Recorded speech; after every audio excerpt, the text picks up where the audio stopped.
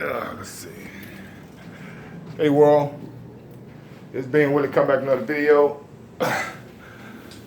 Want to come back and address a question I had. One of the subscribers asked me about the 2020 budget, and if you didn't get a chance to watch my last video, you go check that out when we talked about the minimum wage being $15 an hour and how that's going to affect small businesses and how that's going to affect consumers.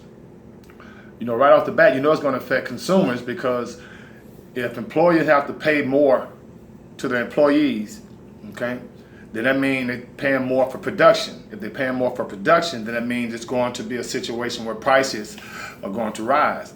Now, if you didn't get a chance to check out what the Federal Reserve was saying yesterday, today, this morning, Federal Reserve met with Congress, and they were talking about how inflation is still under 2%.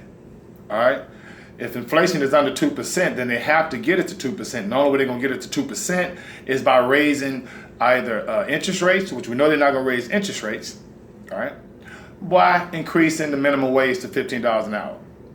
That's the only way. And like I say, with the unemployment rate being 3.7%, that's good. But what they don't say is the percentage of people that's underemployed.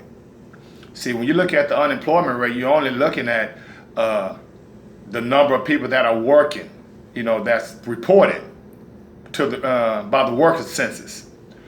But if you look at the number of people that are underemployed, living under a living wage, near poverty, then those are ones that's kind of, you know, left out of the shuffle and not even included in the unemployment rate. So that number can be kind of skewed and kind of be misleading. There's a lot more people not working than working, right?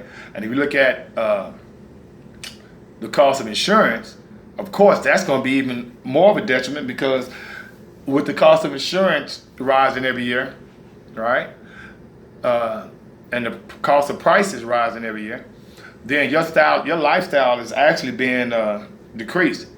You're not able to save as much money as you would be, you know, in any other particular economy.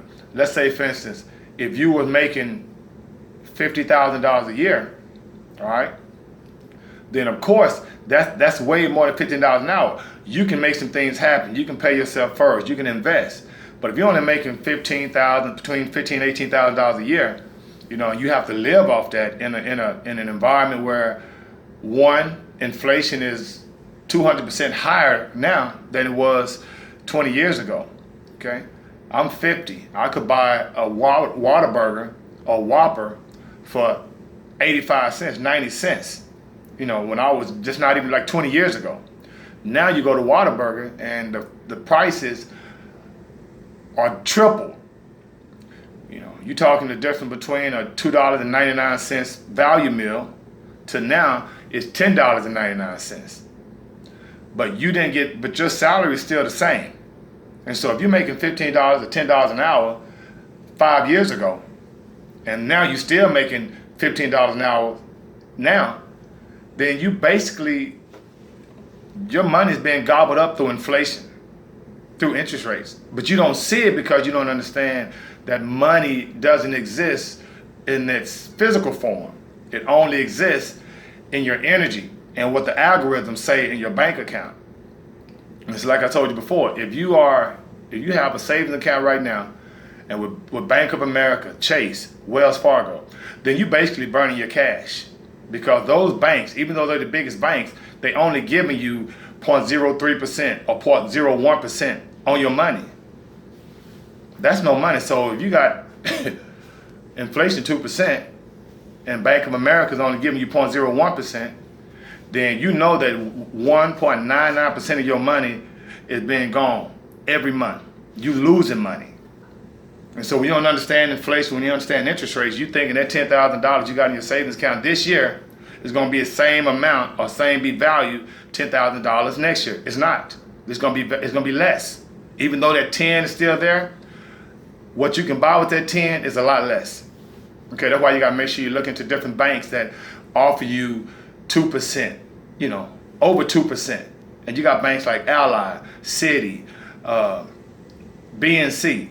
Okay, if you didn't get a chance to watch my last videos about high interest banking accounts, check that out, because you don't want to leave your bank, don't leave your money in a bank that's not paying you for it.